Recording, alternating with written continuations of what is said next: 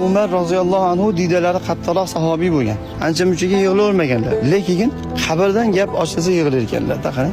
Shunda hayron bo'lishib so'rasalar, javob berar ekanlarki, qiyomatda do'zaxni gapirsa yig'lamaysiz, sirotni gapirsa yig'lamaysiz, mezonni gapirsa yig'lamaysiz, hisobni, mahshar yo'qni gapirsa yig'lamaysiz. Nimaga qabrni gapirsa yig'laysiz? Ey Umar deganlarda Hazrat Umar aytgan ekanlarki, chunki qiyomatda ham, do'zaxda ham, sirotni ustida ham men bitta o'zim bo'lmayman-da.